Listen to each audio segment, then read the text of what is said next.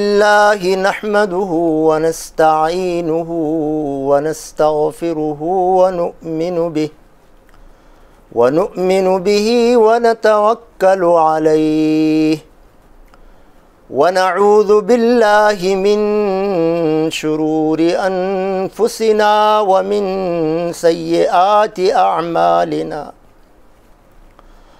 من يهده الله فلا مضل له ومن يضلله فلا هادي له وأشهد أن لا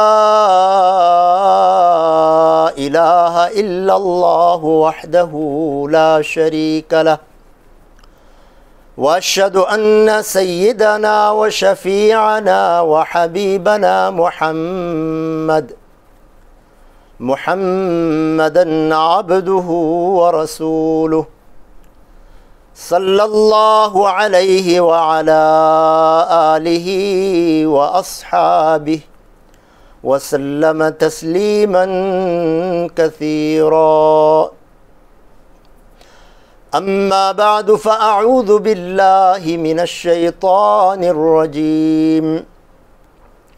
بسم الله الرحمن الرحيم. إنا أعطيناك الكوثر فصل لربك وانحر إن شانئك هو الأبتر. وقال تعالى: قل إن صلاتي ونسكي ومحياي ومماتي لله رب العالمين لا شريك له وبذلك أمرت وأنا أول المسلمين. وقال النبي صلى الله عليه وسلم: ما عمل آدمي من عمل أحب إلى الله من إهراق الدم. ما عمل آدمي من عمل من عمل يوم النحر أحب إلى الله من إهراق الدم.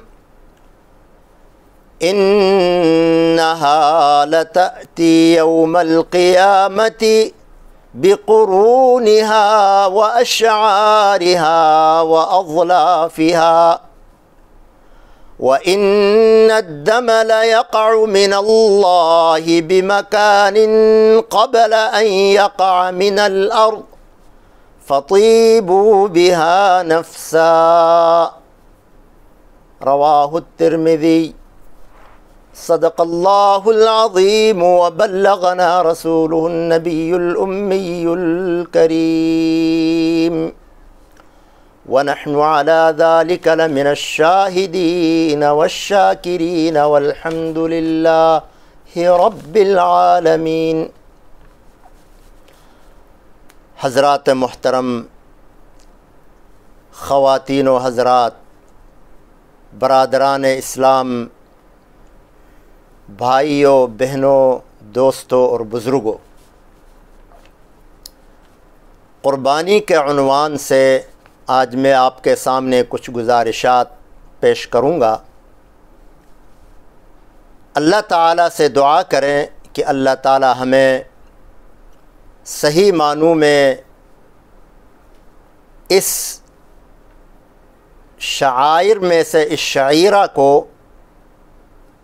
صحیح معنوں میں ادا کرنے کی توفیق عطا فرمائیں، اور اس کا جو اجر اور صلہ اللہ دیتے ہیں اس کا ہمیں پورا مستحق بنائیں. سب سے پہلے قربانی کی فضیلت کے حوالے سے یہ عرض ہے کہ قربانی دراصل لغوی اعتبار سے قربانی قربان سے نکلا ہے. قربان کا مطلب ہے کہ کسی کا قرب حاصل کرنا، تقرب حاصل کرنا، قریب ہونا. اور دوسرے الفاظ میں قربانی کا مطلب یہ بھی ہے کہ اس قربت کے لیے اپنے آپ کو بھی قربان کر دینا. جیسے کہ حدیث قدسی میں ہے، اللہ تعالیٰ فرماتے ہیں وَمَا يَتَقَرَّبُ إِلَيَّ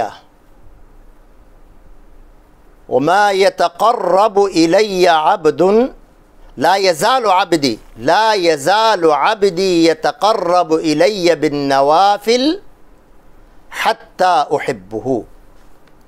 میرا بندہ نوافل کے ذریعے میرا قرب حاصل کرتا رہتا ہے یہاں تک کہ میں اس کو پسند کرتا ہوں، اس سے محبت کرنے لگتا ہوں. تو یہاں نوافل کو قرب الہی کا ذریعہ خود اللہ تعالیٰ نے حدیث قدسی میں بتایا ہے. تو اسی طرح قربانی جو کہ ایک اسلامی شعائر میں سے ایک شعیرہ ہے، اس کے ذریعے انسان اللہ کا تقرب حاصل کرتا ہے. اور چونکہ فیاضی اور بخشش سے بڑھ کر ایثار کا درجہ آتا ہے، اور ایثار کا مطلب ہے انسانی اپنی حاجت کو پیچھے کرے، دوسرے کی حاجت کو مقدم رکھے.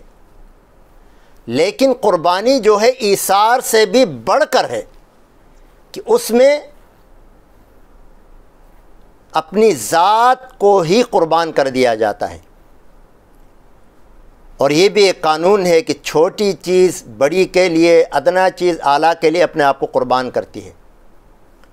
جیسے گھاس پھوس، کھانے پینے کی ادھر ادھر کی چیزیں جو ہیں وہ جانور کے لیے اپنے آپ کو قربان کرتی ہے. انسان جانور گھاس پھوس وغیرہ یہ کھاتا ہے، پھر جانور انسان کے لیے اپنے آپ کو قربان کرتا ہے، انسان اس کی قربانی کرتا ہے، اس سے فائدہ حاصل کرتا ہے، اس کو کا گوشت استعمال کرتا ہے وغیرہ وغیرہ. اس کے بعد انسان اللہ کے لیے اپنے آپ کو قربان کرتا ہے. اعلاء کلمت اللہ کے لیے مسلمان مجاہد اپنی جان کو ہتھیلی پہ رکھ کر اللہ کے لیے لڑتا ہے، لڑتے لڑتے شہید ہو جاتا ہے.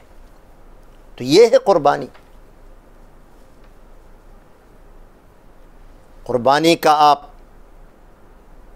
اگر سلسلہ دیکھیں تو اس میں یہی چیز آپ کو ملے گی کہ حضرت ابراہیم علیہ السلام نے اپنے بیٹے کو اللہ کے لیے قربان کر دیا، اور اس کے صلے میں اللہ کا تقرب حاصل کرنے کی کوشش کی اور تقرب حاصل کیا. تو اس لیے قربانی جو ہے یہ ایک انتہائی اہم عبادت ہے، فضیلت والی عبادت ہے. چنانچہ جو آیت میں نے تلاوت کی ہے، پہلے سورت پڑھی آپ کے سامنے، سورہ کوثر، اس میں اللہ کا حکم ہے کہ انا اعطیناک الکوثر، اے پیغمبر ہم نے آپ کو کوثر عطا کیا، خیر کثیر عطا کیا. تو اب اس کے صلے اور شکرانے کے طور پر فصلی لربک وانحر، تم اپنے رب کے لیے نماز پڑھو اور قربانی کرو. ان شانئک ھو الابتر، تیرا دشمن ہی بے نام و نشان ہوگا. اور دوسری آیت میں اللہ تعالیٰ نے فرمایا، آپ کہہ دیجئے قل ان صلاتی ونسکی ومحیای ومماتی للہ رب العالمین لا شریک لہ وبذالک امرت وانا اول المسلمین. آپ کہہ دیجئے میری نماز، میری قربانی، میرا مرنا اور جینا سب اللہ کے لیے ہے، رب العالمین کے لیے ہے، اور اس میں کوئی شریک نہیں ہے، لا شریک لہ. اور مجھے اسی کا حکم دیا گیا ہے، فادعوا اللہ مخلصین لہ الدین، صرف اللہ کے لیے خالص ہو کر عبادت کرو، اللہ سے مانگو. تو اس طرح یہ قربانی جو ہے نا، یہ اللہ کے قرب کا ایک ذریعہ ہے، اور اللہ کا حکم بجا لانا ہے، کیونکہ اللہ کا حکم ہے.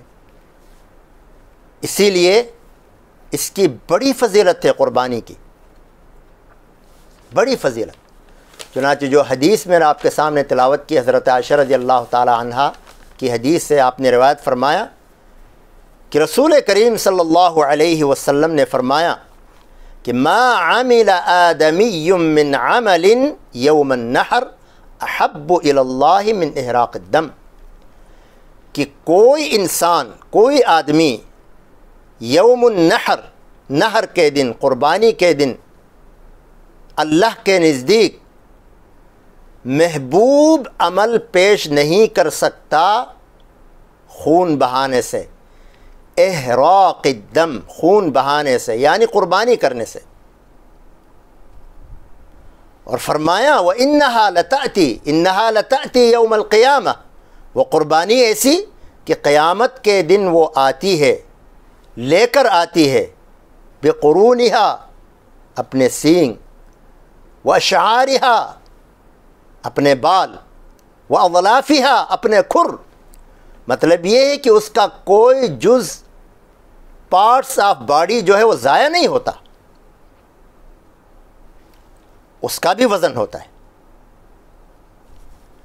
اور فرمایا وَإِنَّ الدَّمَ لَيَقْعُ مِنَ اللَّهِ بِمَكَانٍ قَبْلَ أَن يَقْعَ مِنَ الْأَرْضِ، اس قربانی کا خون زمین پر گرنے سے پہلے اللہ کی طرف سے قبولیت کا مرتبہ حاصل کرتا ہے۔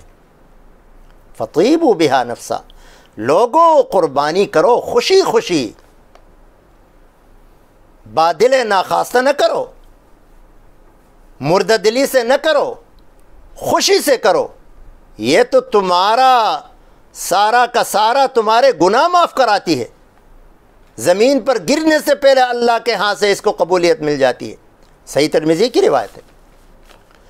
اسی طرح ابن ماجہ اور احمد میں روایت ہے حضرت زید بن ارقم رضی اللہ تعالی عنہ سے کہ قال رسول اللہ صلی اللہ علیہ وسلم، کہ رسول اللہ صلی اللہ علیہ وسلم سے صحابہ نے پوچھا یا رسول اللہ ما هذه الاضاحی، یہ قربانی کیا چیز ہے، کیا ہے یہ قربانی ہے، کیا فلسفہ ہے اس کا؟ تو آپ صلی اللہ علیہ وسلم نے جواباً ارشاد فرمایا سنت ابیکم ابراہیم، کہ یہ تو تمہارے باپ دادا، تمہارے دادا، تمہارا اب محترم حضرت ابراہیم علیہ السلام کی قربانی ہے، ان کی سنت ہے یہ قربانی۔ تو صحابہ نے پھر عرض کیا قالوا فما لنا فیہا، ہمیں کیا ملے گا؟ تو آپ علیہ الصلاۃ والسلام نے جواباً ارشاد فرمایا بِكُلِّ شَعْرَةٍ حَسَنَةٍ، تمہیں اس قربانی کا ہر بال کے بدلے ایک نیکی ملے گی۔ تو حاضرین میں سے کسی نے عرض کیا یا رسول اللہ، قالوا فالصوف یا رسول اللہ، یا رسول اللہ چلو بال کے ذریعے تو ہمیں ثواب ملے گا، ایک بال کے ذریعے ایک اجر، تو جو اون والے جانور ہیں بھیڑ اور مینڈا وغیرہ، تو صوف کہتے ہیں اس کا بھیڑ کے اوپر جو بال ہوتے ہیں، فرمایا صوف کا ہمیں کیا ملے گا؟ تو آپ صلی اللہ علیہ وسلم نے فرمایا قالوا بِكُلِّ شَعْرَةٍ مِّنَ الصُّوفِ حَسَنَةً، ہر صوف، اون اس کو کہتے ہیں اردو میں، ہر اون کے بال کے، ہر اون کے بدلے بھی تمہیں ایک ثواب نصیب ہوگا۔ اون کے جو بال ہوتے ہیں اون کا، تو ہر اون کے بدلے بھی تمہیں ثواب ملے گا۔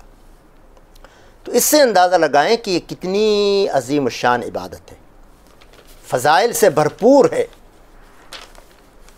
لیکن اگر ہم اس کی تاریخ کو دیکھیں تو اتنی دردناک تاریخ ہے کہ حضرت ابراہیم علیہ السلام کو بڑی عمر کے بعد اللہ نے ایک بیٹا دیا، اور وہ بھی ایک بڑے امتحان سے گزرے۔ حضرت حاجرہ علیہ السلام اور حضرت اسماعیل علیہ السلام کو اللہ کے حکم سے مکہ مکرمہ کی اس سرزمین پہ چھوڑنے کا حکم ہوا کہ ان کو یہاں لق و دق صحرا میں چھوڑ کر آپ آگے چلے جائیں فلسطین کی طرف۔ کافی عرصے کے بعد آئے حضرت ابراہیم علیہ السلام، خیر خبر لے لیں کیا ہوا بیوی کا بچے کا۔ تو یہ تو اللہ والے لوگ تھے، اللہ کے حکم کے سامنے انہیں کسی اور چیز کی پرواہ نہیں ہوتی تھی۔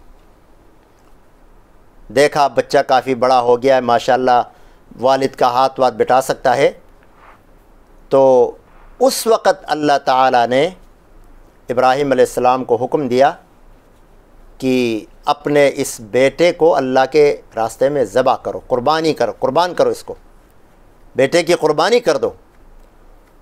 اور اللہ تعالیٰ نے اس سارے قصے کو قرآن کریم کے اندر بیان فرمایا ہے، اور یہ بھی ایک خواب کے ذریعے فرمایا فَلَمَّا بَلَغَ مَعَهُ السَّعْيَ قَالَ يَا بُنَيَّ إِنِّي أَرَى فِي الْمَنَامِ،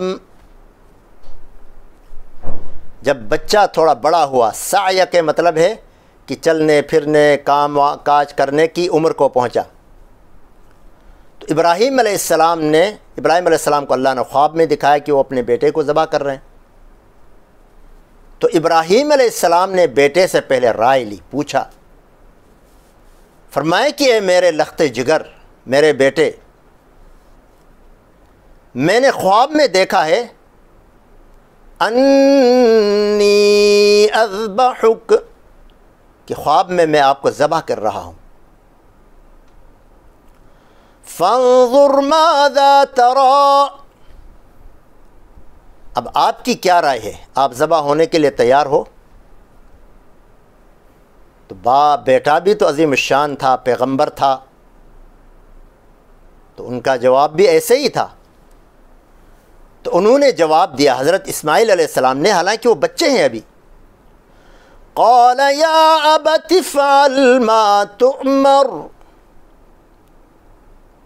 کہ اے میرے ابا جان، جس چیز کا اللہ نے آپ کو حکم دیا ہے پوچھنے کی کیا ضرورت ہے، آپ اسے کر گزریں۔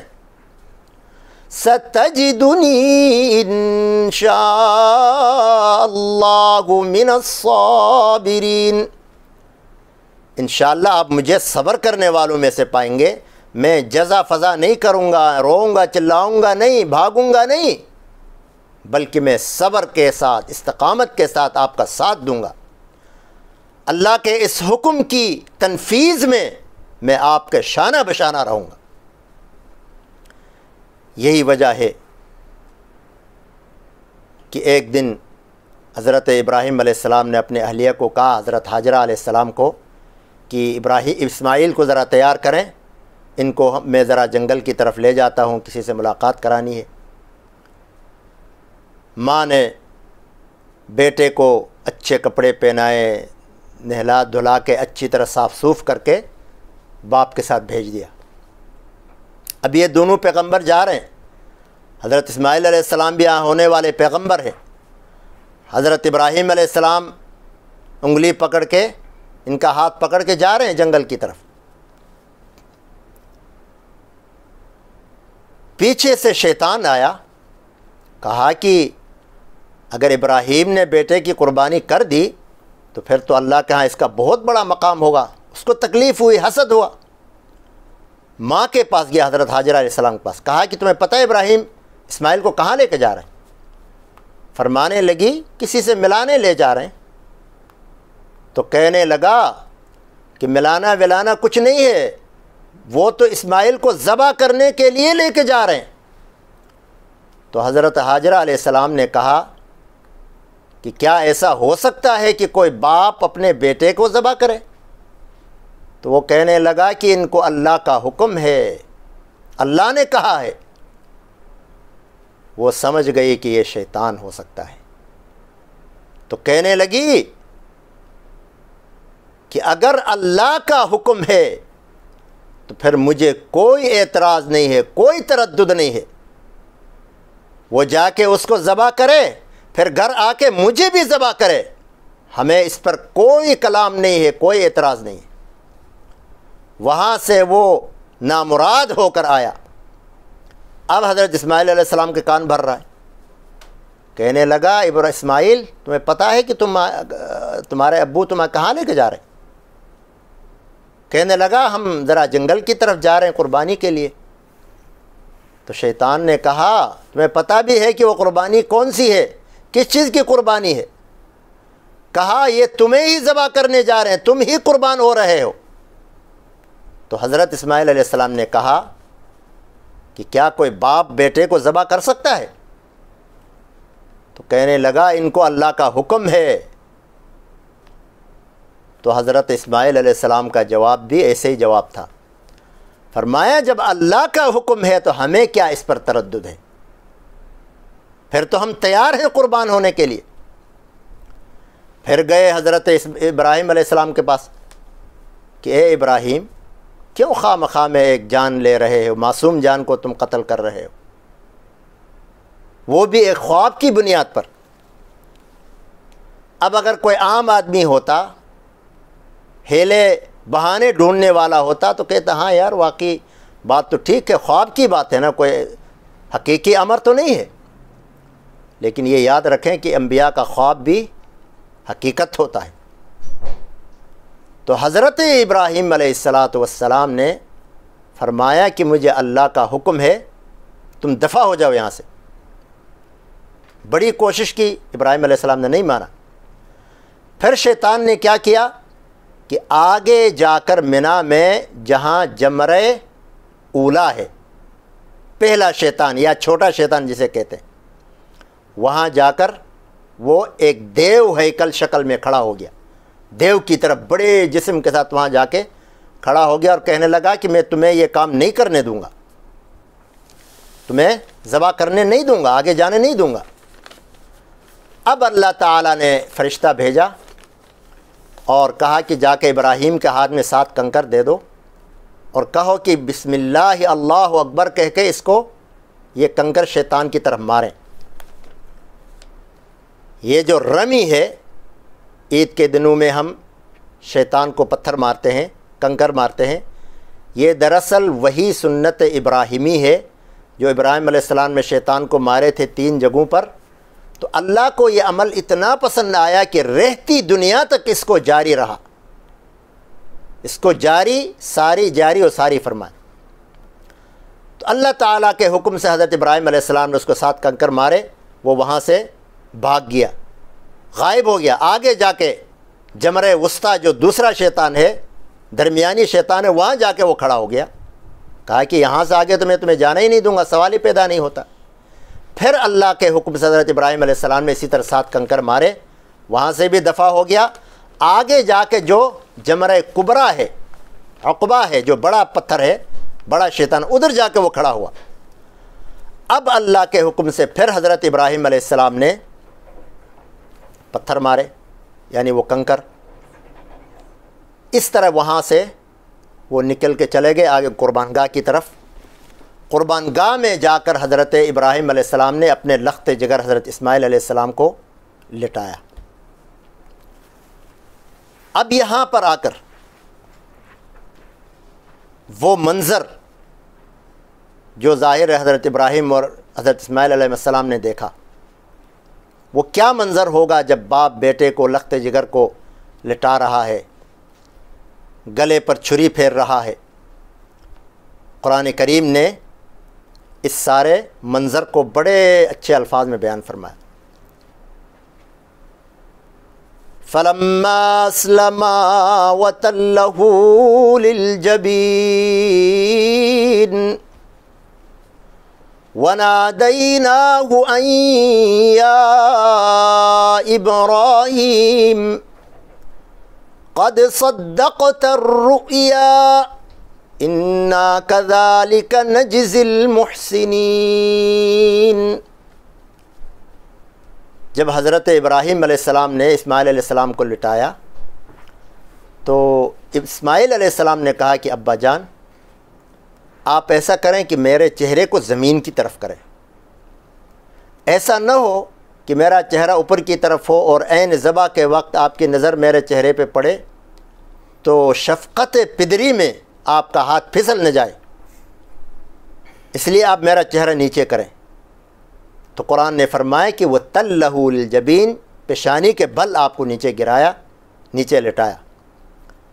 مختصر یہ کہ جب حضرت ابراہیم علیہ السلام نے چھری پھیری اور چھری پھیرنے کے بعد جب دیکھا تو اسماعیل علیہ السلام بھی جانب میں کھڑے ہیں، سائڈ میں کھڑے ہیں، اور اللہ تعالیٰ نے ایک مینڈھا جنت سے بھیجا جو حضرت اسماعیل علیہ السلام کی جگہ ذبح ہوا ہے۔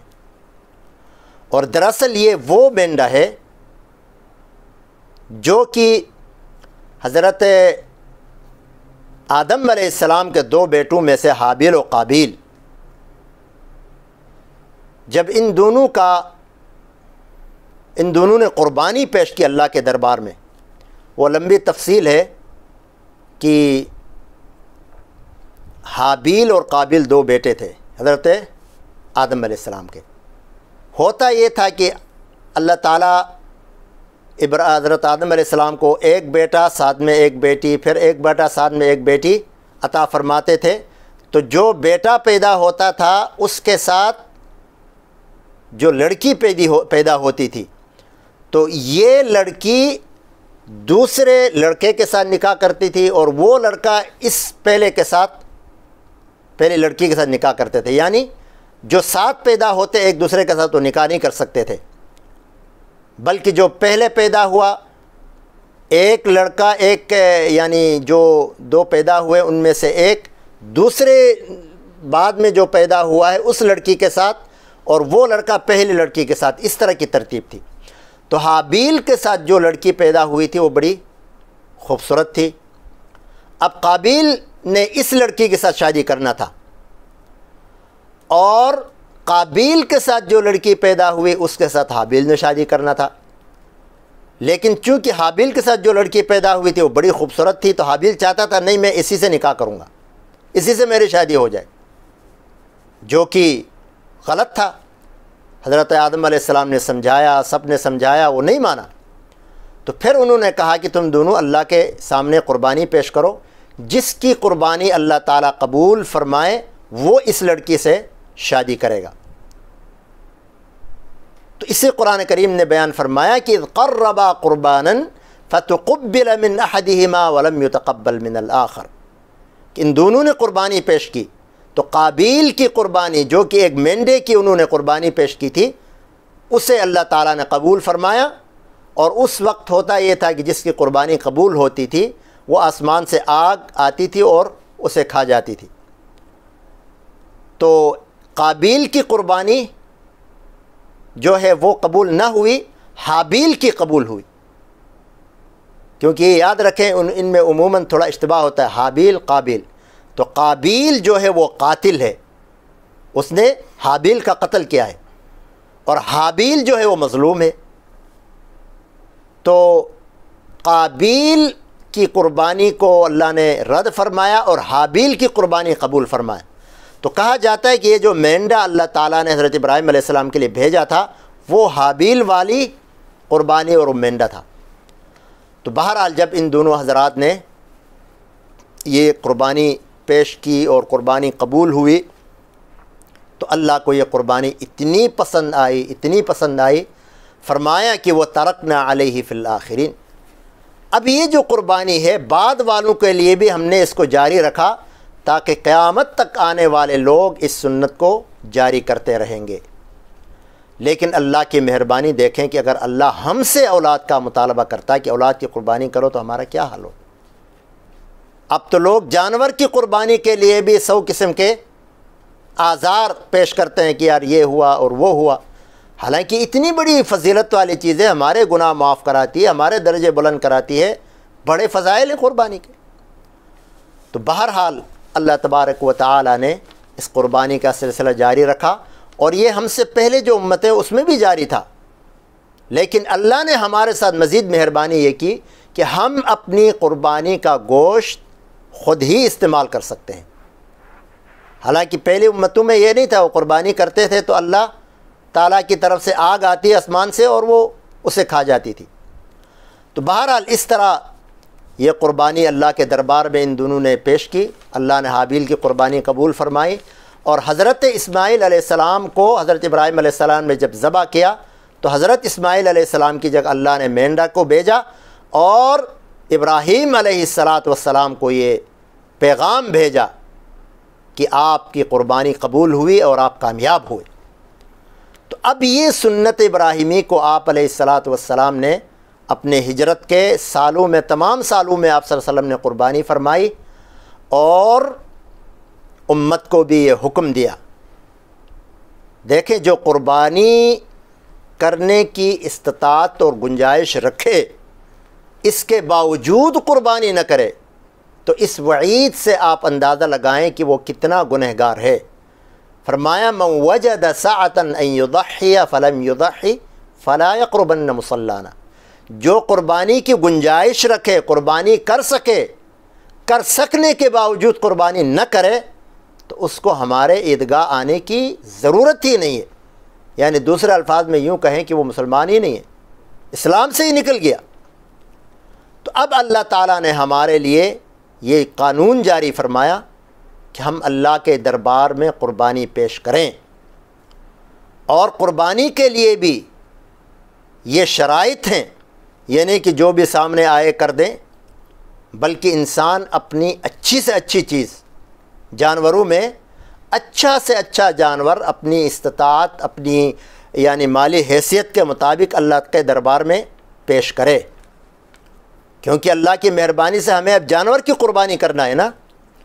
اور وہ بھی یہ یاد رکھیں کہ قربانی ہر مسلمان عاقل بالغ مرد و عورت پر واجب ہے، سال میں ایک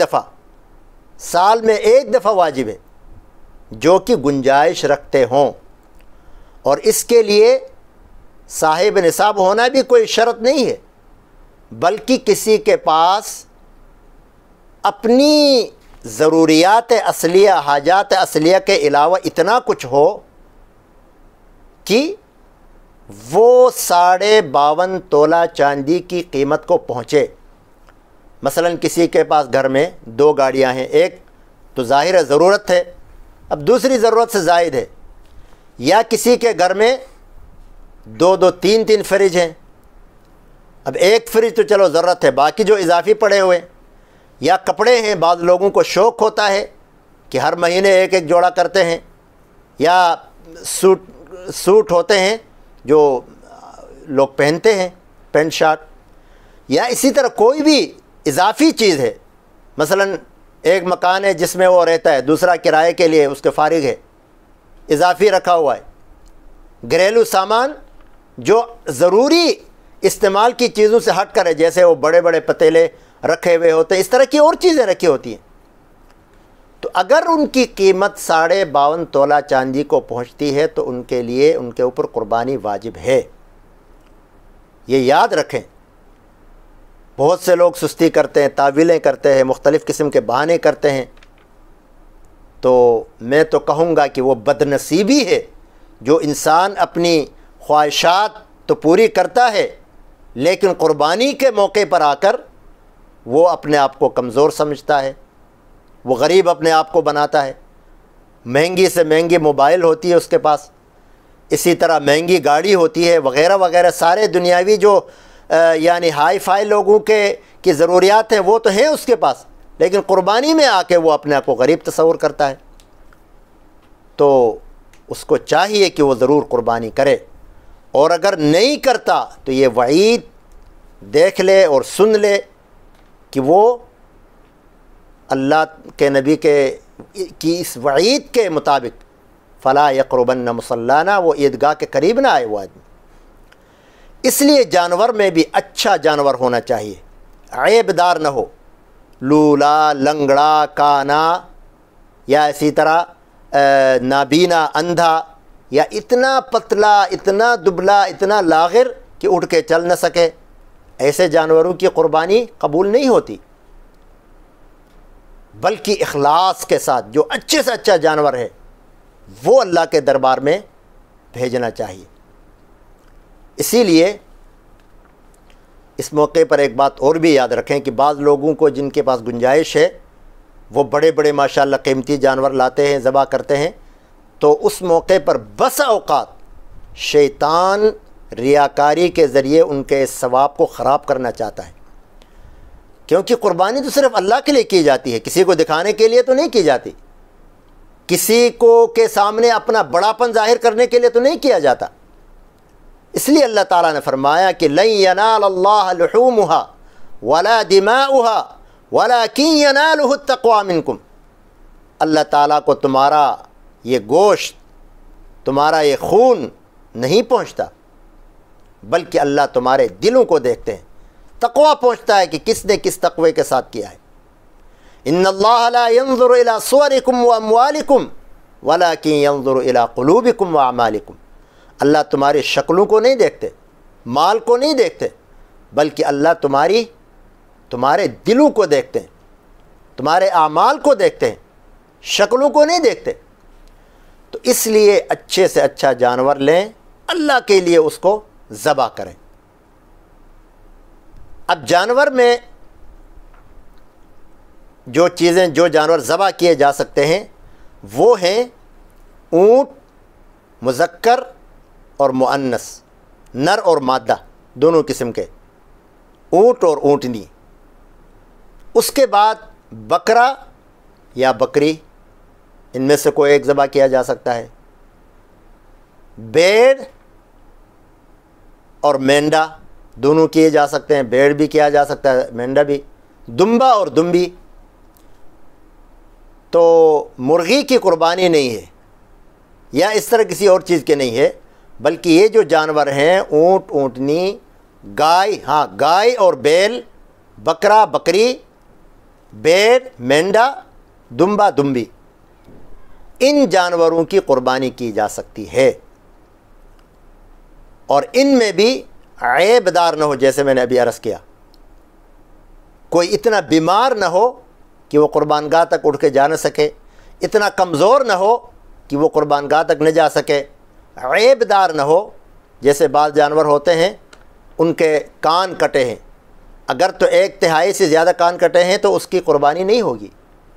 بعض جانور ہوتے ہیں ان کے کان پیدائشی ہی نہیں ہوتے، تو پیدائشی کان کا نہ ہونا یہ بھی عیب ہے، ایسے جانور کی بھی قربانی نہیں ہوتی۔ اور اسی طرح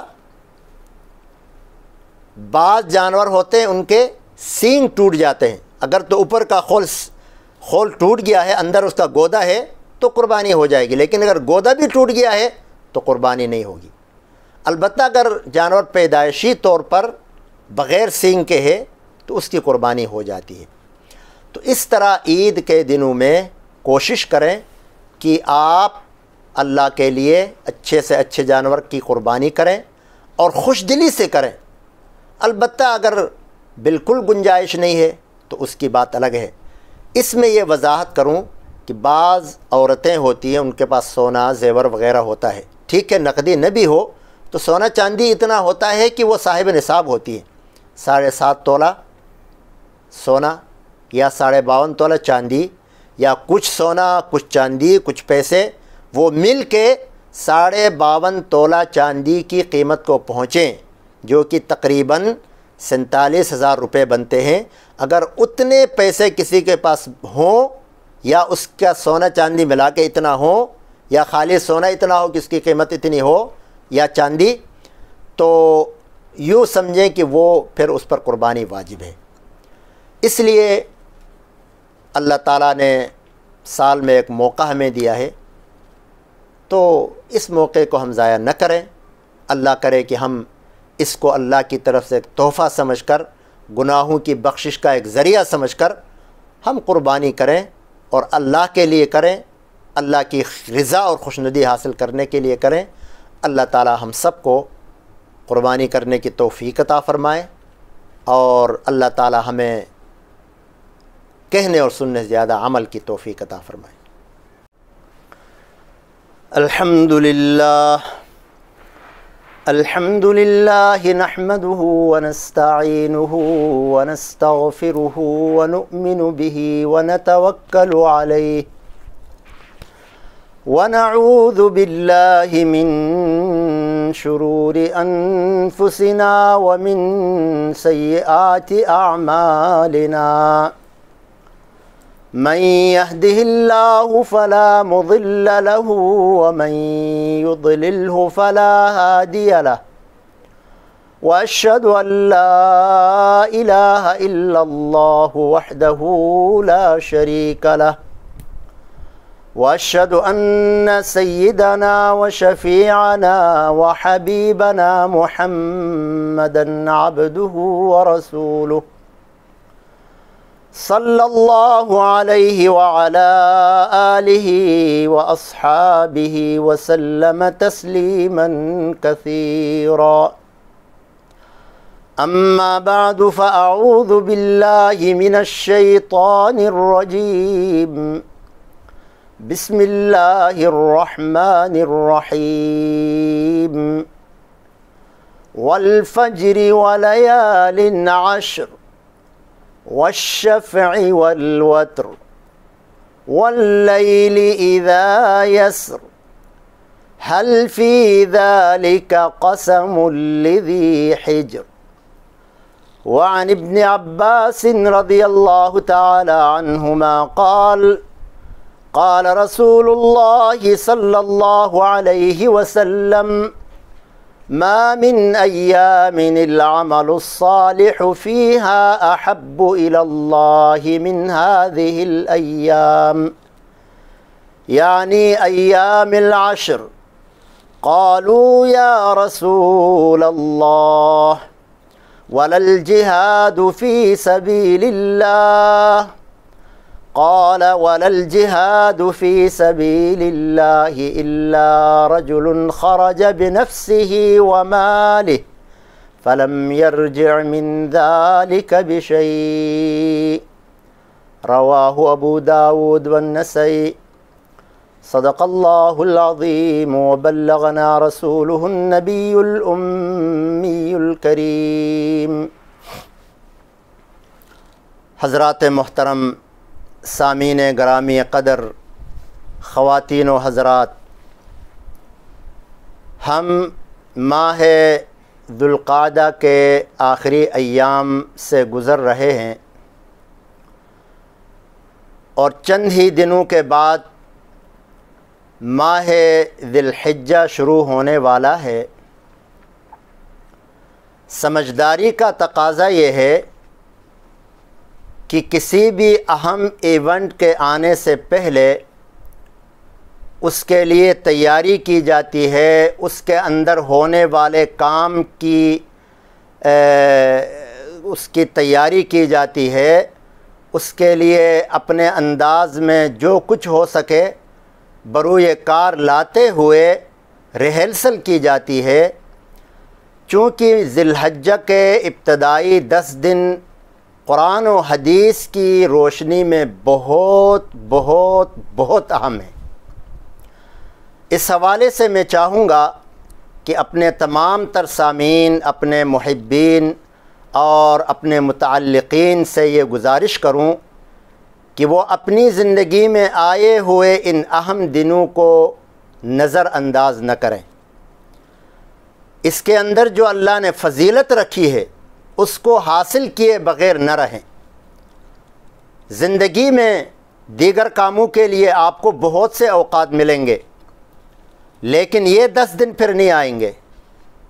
ہو سکتا ہے یہ میری آپ کی زندگی کے آخری 10 دن ہوں۔ اس لیے میری اس گزارش کو، میرے درد دل کو سنیں اور ان 10 دنوں سے کام لیں۔ ان کے اندر جو اعمال کرنے ہیں، جناب رسول اللہ صلی اللہ علیہ وسلم سے جو معمولات ثابت ہیں، صحابہ کرام سے جو ثابت ہیں، اس پر توجہ دیں اور وہ کام کریں۔ ان 10 دنوں کی فضیلت کے حوالے سے قرآن کریم میں اللہ تعالیٰ نے سورہ فجر کی ابتدا میں 10 راتوں کی قسم کھائی ہے، فجر کی قسم کھائی ہے، طاق اور جفت کی قسم کھائی ہے۔ طاق اور جفت کے حوالے سے دیگر ان آیات کی تفسیر کے حوالے سے تھوڑی سی تفصیل ہے، وضاحت ہے، میں اس طرف نہیں جاؤں گا۔ لیکن جو محدثین کرام نے، پھر فقہا نے ان 10 دنوں کے حوالے سے ان کا جو 10 دن کون سے ہیں، 10 دنوں کے بارے میں جو تعین کیا ہے جمہور فقہا نے، تو اس کی میں نشاندہی کرتے ہوئے آگے چلوں گا۔ تو رب تعالی نے فرمایا کہ والفجر، قسم ہے فجر کی، ولیال عشر، اور قسم ہے 10 راتوں کی۔ اب اس فجر کے بارے میں بھی تفصیل ہے کہ اللہ نے فجر کی قسم کھائی ہے، تو فجر سے کون سی فجر مراد ہے؟ تو مفسرین نے فرمایا کہ اس سے مراد، ایک طبقے نے فرمایا کہ اس سے مراد ہر دن کی فجر ہے، کیونکہ ہر دن کی فجر اپنے ساتھ ایک نیا دن لاتا ہے، نیا انقلاب لاتا ہے، نیا پورا وقت آپ کے سامنے لاتا ہے، ایک دن آپ کی زندگی میں لاتا ہے۔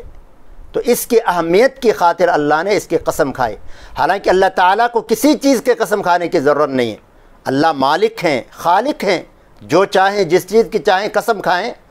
ہمارے لیے یہ حکم ہے کہ ہم غیر اللہ کی قسم نہیں کھا سکتے، صرف اللہ کی ذات اور صفات کی قسم کھا سکتے ہیں، اس کے علاوہ کسی چیز کی قسم نہیں کھا سکتے، نہ کسی کے سر کی، نہ کسی کے ماں باپ کی، نہ کسی چیز کی۔ جیسے لوگوں کی عادت ہوتی ہے کہ تیرے سر کی قسم، میرے سر کی قسم، تیرے ماں کی قسم، میرے باپ کی قسم، وغیرہ وغیرہ وغیرہ، اولاد کی قسم، یہ ساری چیزیں منع ہیں، کسی چیز کی قسم جائز نہیں ہے۔ لیکن اللہ تعالیٰ کسی قاعدے اور قانون کے پابند نہیں ہیں۔ دوسری طرف یہ بات بھی یاد رکھیں کہ اللہ تعالیٰ جس چیز کی قسم کھاتے ہیں، جیسے والشمس واللیل اور والعادیات ضبحا وغیرہ وغیرہ، تو اللہ تعالیٰ جس چیز کی قسم کھاتے ہیں یہ اس کی اہمیت کی طرف اشارہ ہے۔ تو اللہ تعالیٰ نے یہاں فجر کی قسم کھائی ہے، تو ایک قول کے مطابق ہر دن کی فجر، دوسرے قول کے مطابق 10 ذی الحجہ یوم العید یوم النحر کی فجر مراد ہے، اس لیے کہ دنیا میں یہ ایک ایسی عجیب فجر ہے کہ اس کے تابع کوئی رات ہی نہیں ہے، ورنہ ہر فجر کے تابع ایک رات ہوتی ہے۔ شرعی لحاظ سے جو دن شروع ہوتا ہے وہ مغرب کے بعد شروع ہوتا ہے۔ اب مغرب کے بعد کسی بھی تاریخ کی جو رات آتی ہے وہ اگلے فجر کی تابع ہے، فجر کے تابع ہے، اگلے آنے والا دن اور یہ گزشتہ رات، یہ دونوں اس فجر کے تابع ہیں۔ تو جو 10 ذی الحجہ کی رات ہے، یوم النحر کی رات ہے، یوم النحر کا فجر ہے، اس کے ضمن میں کوئی رات نہیں ہے، کیونکہ شرعی مسئلہ یہ ہے کہ اگر کوئی شخص وقوف عرفہ نہیں کر سکا اور اس رات کو، یوم النحر کی جو رات ہے، اس رات میں بھی اگر وہ عرفے سے گزرتا ہے یا تھوڑا وقوف پایا جاتا ہے تو شرعی طور پر اس کا وقوف عرفہ معتبر ہے۔ تو پتہ یہ چلا کہ یہ رات بھی 9 ذی الحجہ یعنی یوم عرفہ کی فجر جو ہے اس کے تابع ہے۔ گویا ایک رات جو قانوناً یوم عرفہ کے تابع ہے، عرفہ کے دن کی جو فجر ہے اس کے تابع ہے جو رات، اور اگلی والی رات وہ بھی اس کے تابع، گویا اس دن کے تابع 2 راتیں ہوئی۔ تو بہرحال یہ ایک تھوڑی سی تحقیق تھی فجر کے حوالے سے۔ آگے فرمایا وَلَيَالٍ عَشْرٍ، اور قسم ہے 10 راتوں کی۔ اب ان 10 راتوں کے بارے میں علماء نے، مفسرین نے لکھا ہے کہ اس سے مراد یہی ذی الحجہ کی 10 راتیں ہیں۔ اب اندازہ لگائیں کہ اللہ تعالیٰ نے اس کی قسم کھائی ہے ان 10 راتوں کی، اور آگے جا کر فرمایا هل فی ذلک قسم لذی حجر، کیا ان چیزوں کی قسم کھانا عقل والے کے لیے کافی نہیں ہے؟ کافی ہے یا رب، بالکل کافی ہے۔ ہمیں سمجھنا چاہیے، عقل سے عقل سے سوچنا چاہیے، عقل کے ناخن لینا چاہیے۔ آگے مزید ان کی فضیلت کے بارے میں جناب ابن عباس رضی اللہ تعالی عنہما کی روایت ہے، رسول محترم صلی اللہ علیہ وسلم نے فرمایا کہ ما من ایام العمل الصالح فیہا احب الی اللہ من هذه الايام، نیک عمل کے لیے اللہ کے نزدیک ان 10 دنوں سے زیادہ بہتر اور مبارک کوئی موسم ہو ہی نہیں سکتا۔ اللہ کے نزدیک محبوب کوئی موسم، کوئی دن ہو نہیں سکتے، یعنی ایام العشر، یعنی عشر ذی الحجہ کے 10 دن۔ صحابہ نے عرض کیا یا رسول اللہ ولا الجہاد فی سبیل اللہ، اللہ کے راستے میں جہاد کرنا بھی اس سے افضل نہیں ہے؟ کتنا عظیم عمل ہے جہاد کرنا۔ تو آپ صلی اللہ علیہ وسلم کا جواب سنیے، فرمایا ولا الجہاد فی سبیل اللہ الا رجل خرج بنفسه وماله ثم لم يرجع من ذلك بشيء۔ جہاد فی سبیل اللہ بھی ان دنوں کے عمل سے زیادہ افضل اور محبوب نہیں ہے، سوائے وہ شخص، اس کا عمل کہ جو اللہ کے راستے میں نکلا، جہاد کرتے کرتے شہید ہوا، جان و مال کے ساتھ اللہ کے ہاں پہنچ گیا، اس کی تو بات ہی اور ہے۔ دوسری حدیث میں رسول اللہ صلی اللہ علیہ وسلم نے فرمایا، یہ بھی اہم حدیث ہے، ذرا غور سے سنیں۔ فرمایا کہ ما من ایام احب ان یتعبد له فیها من 10 ذی الحجہ یعدل کصیام کل یوم منها بصیام سنہ وقیام کل لیلۃ منها بقیام لیلۃ القدر۔ سبحان اللہ۔ فرمایا کہ اللہ کے نزدیک عبادت کے لیے عشرہ ذی الحجہ کے 10 دنوں سے زیادہ محبوب موسم دن کوئی بھی نہیں ہے۔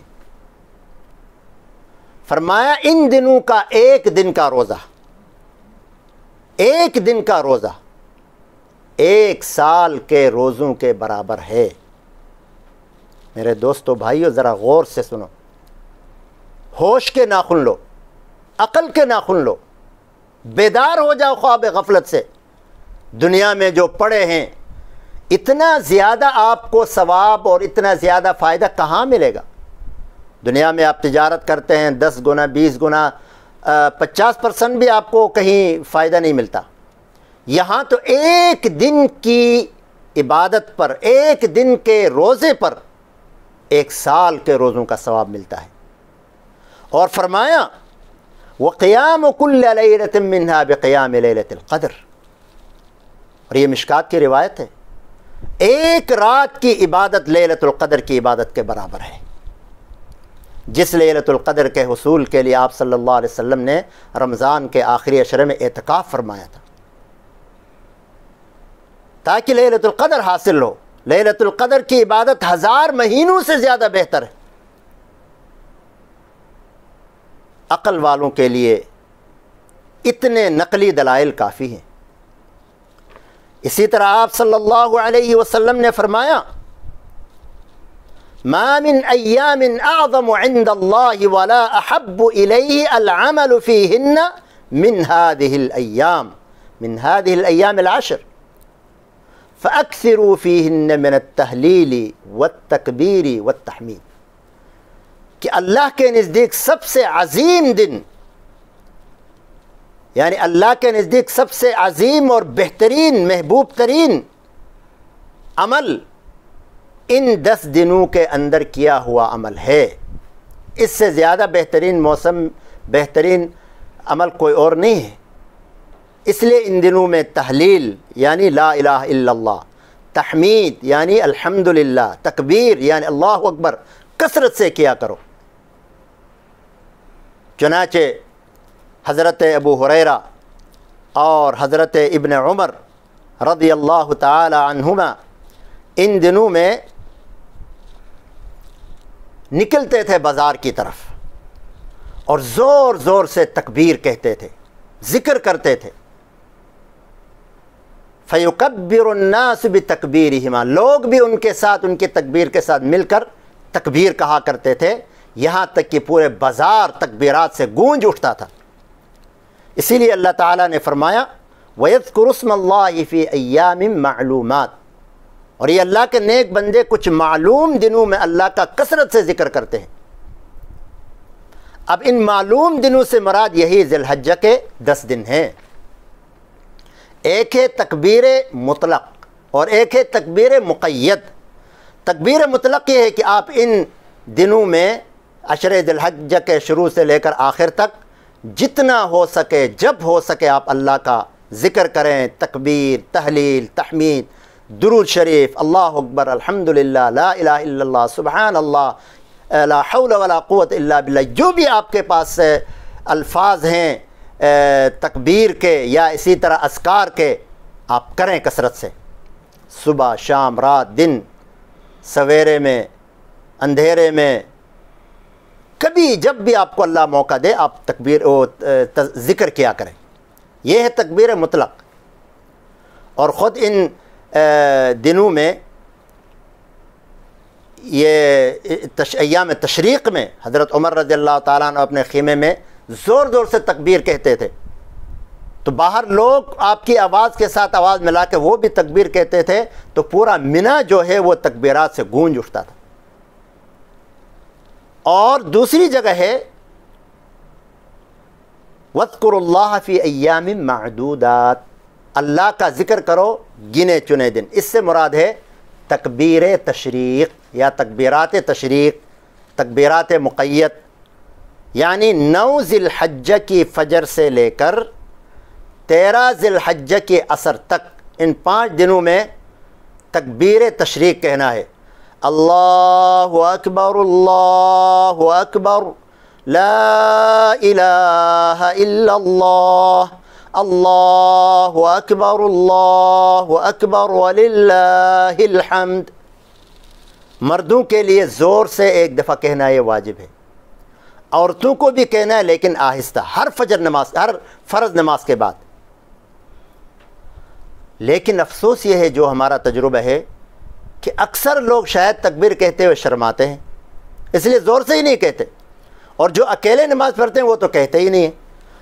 حالانکہ سب کو کہنا ہے، جماعت کے ساتھ، انفرادی، جو بھی نماز پڑھیں، مردوں کو بھی عورتوں کو بھی، البتہ عورتوں کو آہستہ کہنا ہے۔ آج ہمارے معاشرے میں دیکھیں، مرد، عورتیں، بچے، لڑکے، لڑکیاں گانے گاتے ہیں زور زور سے، قسم قسم کے ڈائلاگ بولتے ہیں، شرماتے نہیں ہیں، لیکن ذکر کے لیے کہیں تو ان کو شرم آتی ہے۔ چلو تھوڑی دیر کے لیے بے شرم ہی صحیح، اللہ کا یاد کرو، بے شرم ہو جاؤ، خیر ہے، لوگ تمہیں بے شرم ہی کہیں۔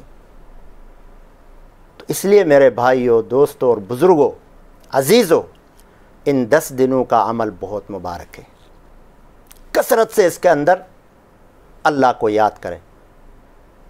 اور ان کی افضلیت کی ایک وجہ یہ بھی ہے کہ اس موسم کے اندر 2 عبادتیں جمع ہوتی ہیں جو سال کے دیگر دنوں میں نہیں ہے۔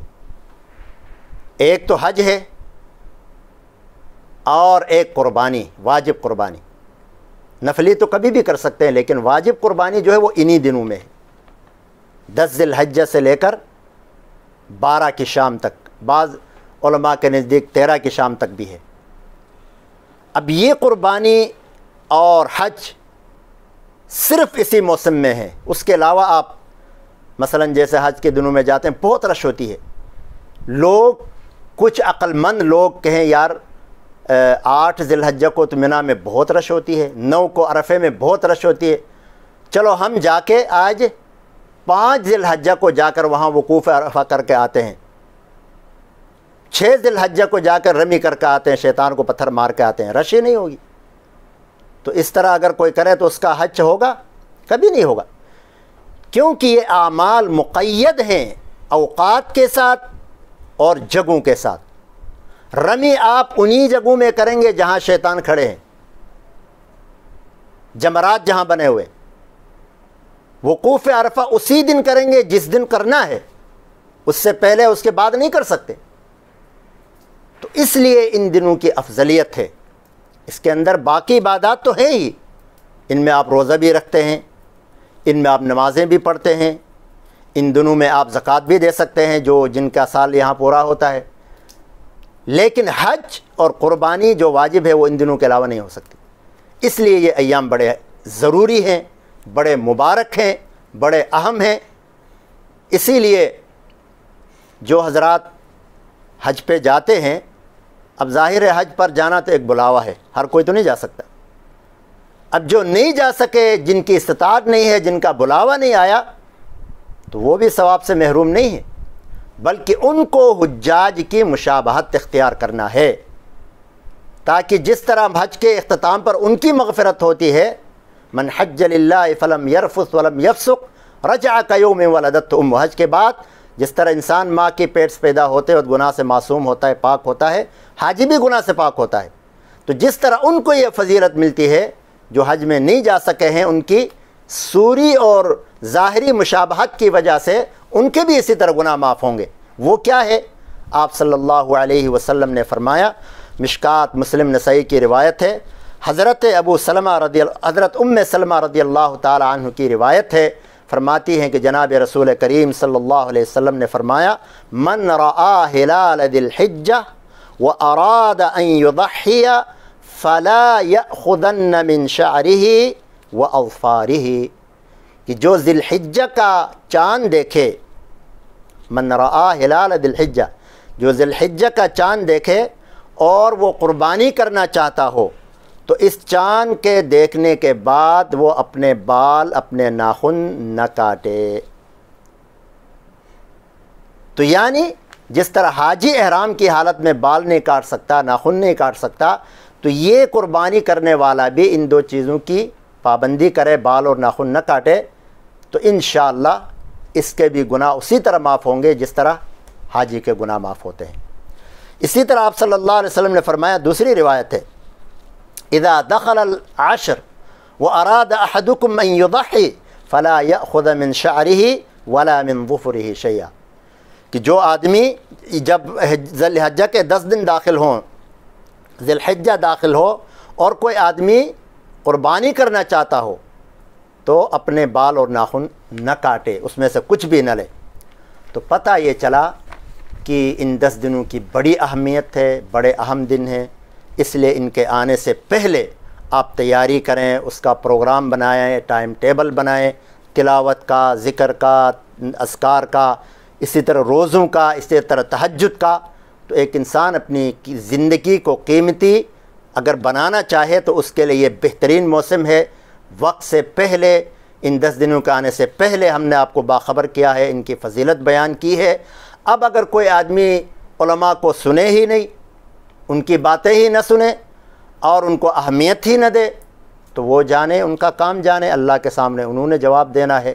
آپ کو باخبر کرنا قرآن و حدیث کی روشنی میں، آپ کو ان اوقات اور ان دنوں اور ان اعمال سے آپ کو باخبر کرنا، ان کی اہمیت اور فضیلت سے باخبر کرنا، یہ ہماری ذمہ داری بنتی ہے۔